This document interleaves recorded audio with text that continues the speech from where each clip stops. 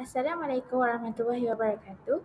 Nama saya Wan Hasinda binti Wan Mazlan dan hari ini saya akan membentangkan tentang hala tuju dan aspirasi pendidikan bagi kursus GPPP 1092 Pengantar Pengajian Pendidikan.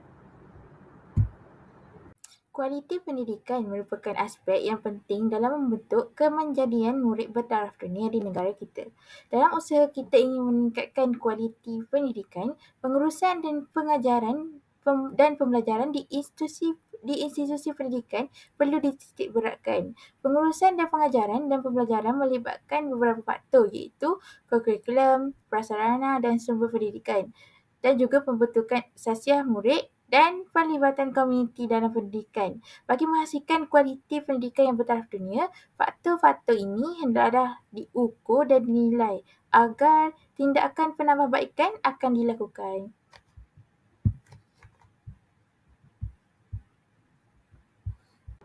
Yang pertama, Standard Kualiti Pendidikan SKPM 2010. Standard Kualiti Pendidikan dikenali sebagai Standard Kualiti Pendidikan Malaysia telah diperkenalkan pada tahun 2010 yang merupakan kesinambungan kepada SKPM Sekolah 2003. SKPM merupakan satu instrumen penilaian yang mengukur kualiti pendidikan yang jelas dan komprehensif secara berterusan ke arah pencapaian yang memberi impak kepada kemenjadian murid.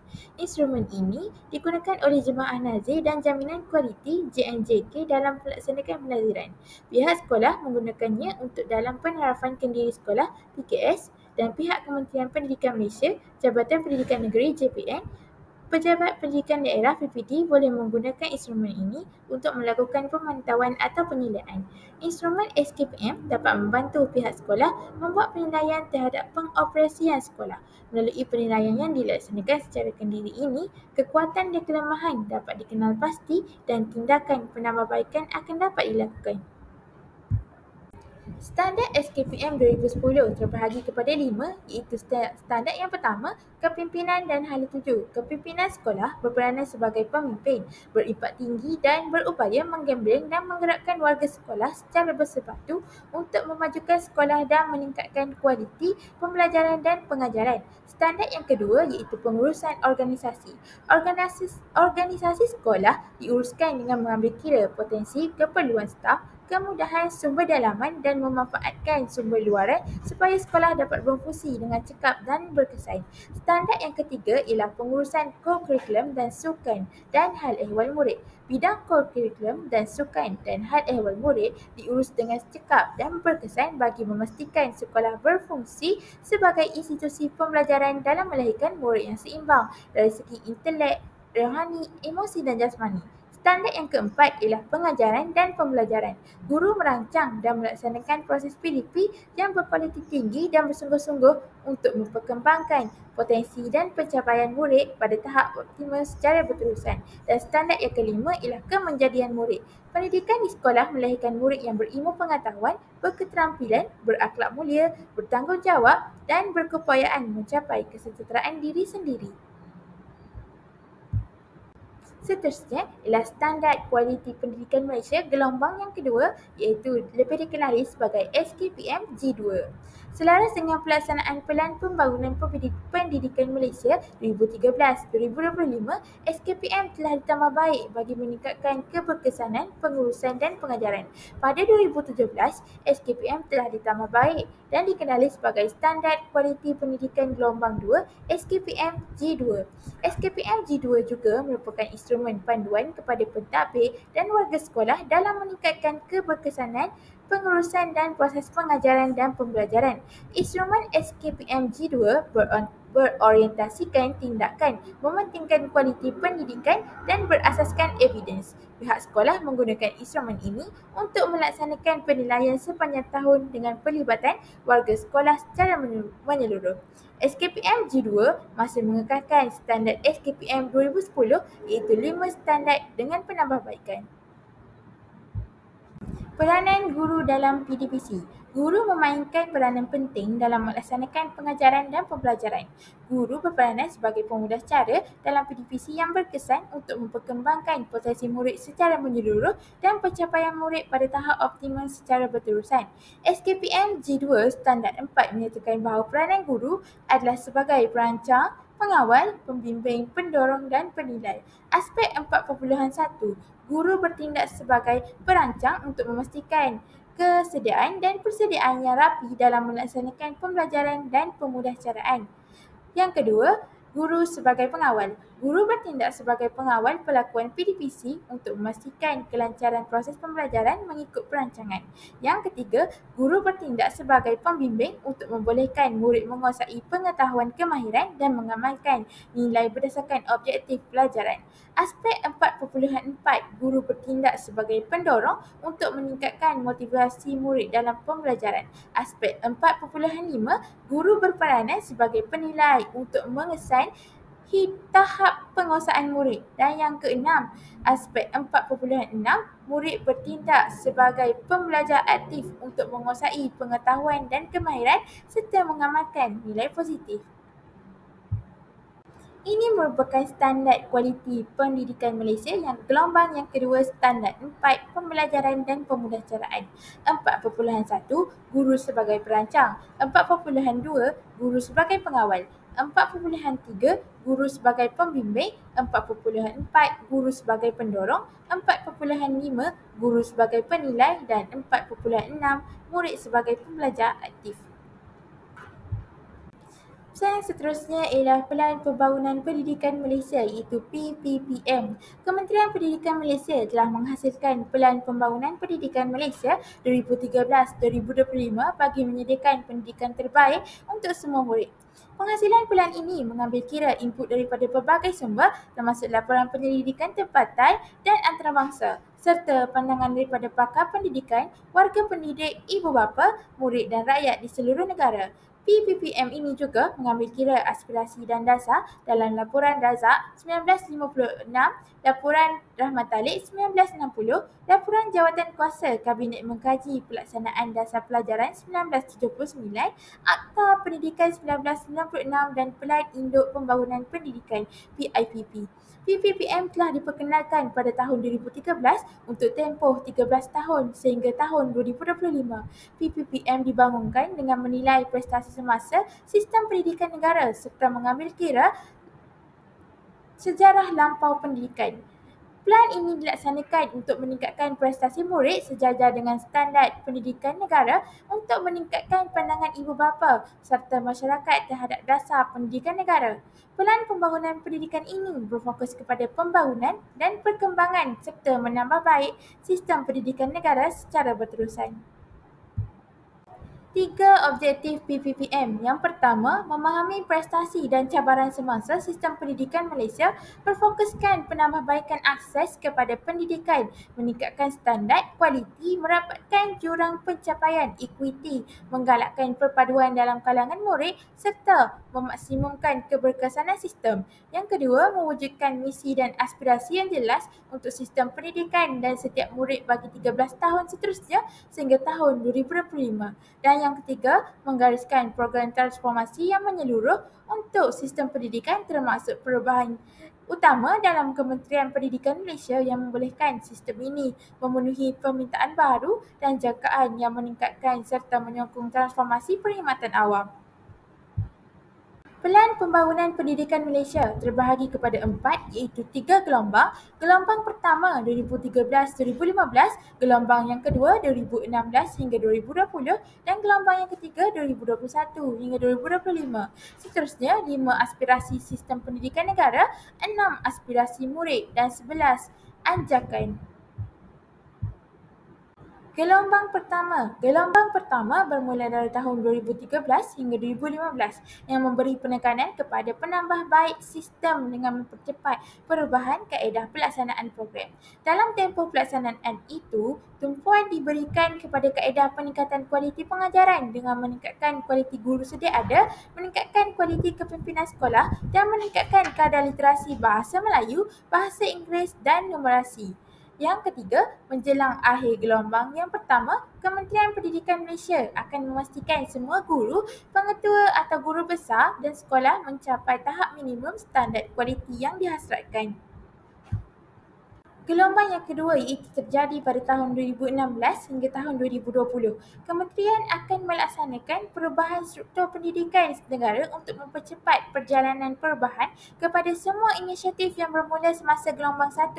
Antaranya, pergerakan kesemua 410,000 guru dan 10,000 pengetua dan guru besar kepada pakej kerjaya baru dan penstrukturan semula kementerian.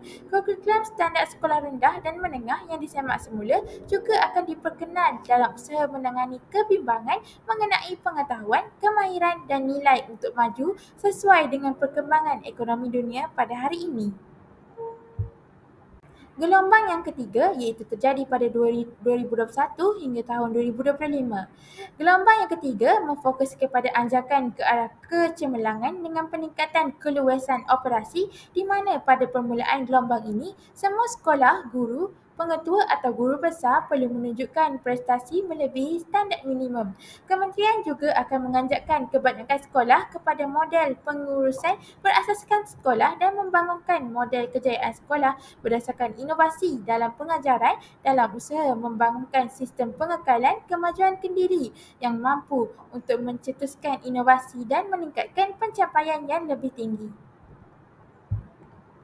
5 aspirasi sistem pendidikan negara. Yang pertama, kualiti. Semua kanak-kanak akan berpeluang mendapat pendidikan cemerlang berdasarkan keunikan sistem pendidikan di Malaysia dan setanding dengan sistem pendidikan antarabangsa. Aspirasi sistem pendidikan negara adalah untuk meletakkan Malaysia dalam kelompok sepertiga teratas dalam pentaksiran antarabangsa mengikut pengukuran TIMSS dan PISA dalam tempoh 15 tahun yang akan datang.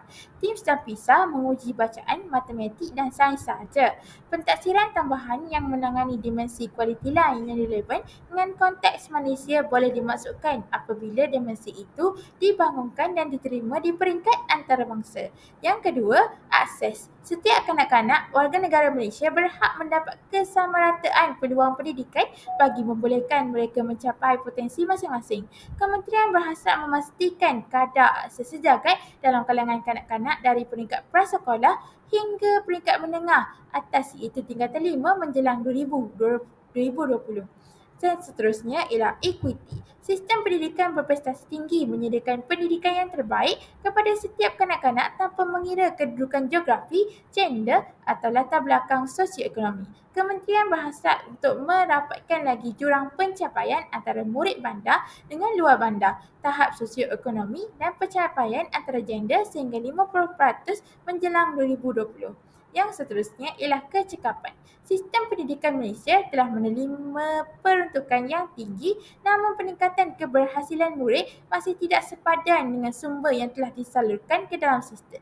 Walaupun kerajaan akan terus mengekalkan tahap pelaburan semasa, kementerian berhasrat untuk memaksimalkan keberhasilan murid mengikut tahap peruntukan semasa. Yang seterusnya ialah perpaduan. Murid yang berusia antara 7 hingga 17 tahun menghasilkan lebih 1/4 daripada masa mereka di sekolah melalui interaksi bersama murid lain daripada pelbagai latar belakang sosioekonomi, agama dan etnik. Murid belajar memahami, menerima dan menghayati perbezaan. Keadaan ini mewujudkan suatu perkongsian pengalaman dan aspirasi bagi membina masa hadapan Malaysia. Kementerian berhasrat menjana suatu sistem pendidikan yang memberi peluang kepada murid berkongsi pengalaman dan aspirasi demi membentuk dan memperkukuhkan lagi asas perpaduan rakyat Malaysia. 6 aspirasi murid. Yang pertama, pengetahuan. Di peringkat paling asas, setiap kanak-kanak perlu menguasai sepenuhnya kemahiran literasi dan numerasi.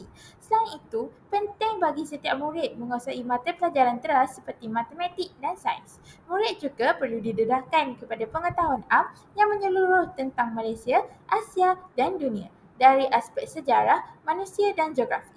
Murid juga digalakkan mengembangkan pengetahuan dan kemahiran dalam bidang lain seperti seni, muzik dan sukan.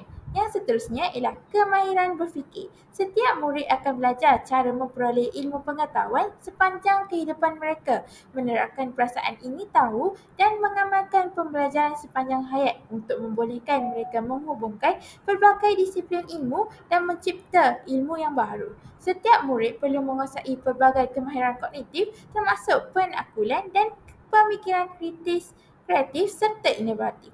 Bidang ini kurang diberi perhatian menyebabkan murid kurang berupaya untuk mengaplikasi ilmu pengetahuan dan berfikir secara kritis di luar konteks akademik.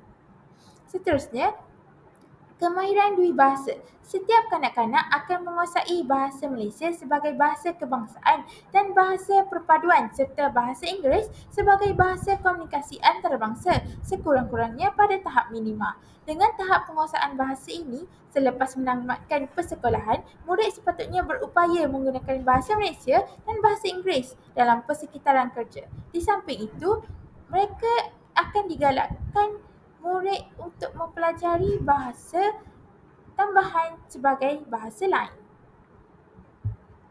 Yang seterusnya ialah kemahiran memimpin. Dalam dunia yang semakin saling berhubung kait, kebolehan untuk memimpin dan bekerja dengan orang lain secara berkesan adalah amat penting. Sistem pendidikan negara akan membantu setiap murid mencapai potensi sepenuhnya dengan mewujudkan peluang yang formal dan tidak formal untuk bekerja dalam pasukan dan mengamalkan ciri kepimpinan. Dalam konteks sistem pendidikan, kepimpinan merangkumi 4 dimensi iaitu keusahawanan, berdaya tahan, kecerdasan emosi, dan kemahiran berkomunikasi dengan berkesan. Yang seterusnya ialah etika dan kerohanian. Sistem pendidikan akan memupuk etika dan kerohanian dalam diri setiap murid bagi mendepani cabaran yang akan ditempuhi dalam kehidupan dewasa agar mereka boleh menyelesaikan konflik secara harmoni. Bijak membuat pertimbangan, berpegang kepada prinsip ketika berada dalam situasi yang kritikal serta berani melakukan sesuatu yang betul. Sistem pendidikan juga berhasrat untuk membentuk individu penyayang yang dapat menyumbang kepada kesejahteraan komuniti dan negara. Seterusnya, identiti nasional. Identiti nasional yang kukuh melalui penghayatan prinsip rukun negara diperlukan untuk kejayaan dan masa depan Malaysia. Setiap murid akan berbangga dikenali sebagai rakyat Malaysia tanpa mengira etnik, agama dan status sosioekonomi. Semangat patriotik perlu dipupuk dalam diri setiap murid dengan cara memahami dunia sejagat dan berkongsi aspirasi yang sama untuk masa depan negara. Demi mewujudkan identiti nasional yang sejagat itu, keterangkuman yang teguh amat diperlukan dan identiti nasional akan dapat dicapai bukan hanya sekadar menerima pelbagaian tetapi juga menghayati kepelbagaian tersebut. 11 anjakan pelan pembangunan pendidikan. Yang pertama ialah menyediakan kesamarataan akses kepada pendidikan berkualiti bertaraf antarabangsa. Yang kedua, memastikan setiap murid profesion dalam bahasa Malaysia dan bahasa Inggeris. Yang ketiga, melahirkan rakyat Malaysia yang menghayati nilai. Yang keempat, transformasi keguruan sebagai profesion pilihan. Yang kelima, memastikan pemimpin berprestasi tinggi ditempatkan di setiap sekolah. Dan yang keenam, mengupaya JPN, PPD dan sekolah untuk menyediakan penyelesaian khusus berasaskan keperluan. Yang ketujuh, memanfaatkan ICT bagi meningkatkan kualiti pembelajaran di Malaysia. Yang ke-8, transformasi kebolehan dan keupayaan pencapaian pendidikan. Yang ke-9, bekerjasama dengan ibu bapa, komuniti dan sektor swasta secara meluas. Dan yang ke-10, memaksimalkan keberhasilan murid bagi setiap ringgit. Dan yang ke-11, meningkatkan ketelusan accountability awam. Seterusnya ialah implikasi terhadap guru berjiwa pendidik. Guru merupakan penggerak kepada pembangunan pendidikan dengan menyahut cabaran transformasi pendidikan negara melalui Pelan Pembangunan Pendidikan Malaysia. Yang pertama, pengurusan pengajaran dan pembelajaran. Guru perlu berkeupayaan merancang dan melaksanakan proses pengajaran serta memastikan pencapaian matlamat dan objektif yang ditetapkan. Guru juga perlu bersungguh-sungguh memperkembangkan potensi dan pencapaian murid. Kebijaksanaan dan penelitian guru amat penting dalam perancangan, bimbingan dan dorongan bagi mencapai kecekapan pengajaran dan pembelajaran. Yang kedua, pembangunan profesionalisme. Guru perlu berani teroka pelbagai cabang ilmu untuk mempelbagaikan kaedah dan teknik pengajaran yang berkesan. Yang kedua, memastikan guru dilengkapi kemahiran pedagogi yang bersifat holistik secara kreatif dan inovatif dalam pengajaran. Guru juga perlu sentiasa melestarikan pembangunan profesionalisme dengan setia memperbaharui dan tingkatkan kemahiran melalui pembelajaran yang berterusan. Seterusnya ialah kemahiran teknologi. Membangunkan pengetahuan, kemahiran serta sikap untuk menggunakan teknologi maklumat dan komunikasi. Dan guru hendaklah menggabungkan alat dan sumber kontemporari bagi memaksimumkan pembelajaran isi kandungan menurut konteks. Dan guru juga menjadi suri teladan. Guru yang berjiwa pendidik seharusnya menunjukkan suri teladan yang baik kepada pelajar. Berdasarkan PPPM, setiap murid menghabiskan lebih 1/4 daripada masa mereka di sekolah semasa berusia 7 hingga 17 tahun. Dalam tempoh ini, sekolah menjadi institut penting untuk penghayatan nilai dan pemupukan perpaduan. Seterusnya, guru hendaklah mempunyai wawasan. Sebagai guru yang berjiwa pendidik, guru perlu memiliki satu wawasan yang unggul untuk mentransformasikan pelbagai aspek pendidikan supaya mampu meningkatkan keberhasilan sekolah dan kemenjadian murid. Kesimpulannya, aspirasi dan hala tuju pendidikan Malaysia menekankan pembangunan model insan yang seimbang dari segi intelek, rohani, emosi dan jasmani selaras dengan falsafah pendidikan kebangsaan.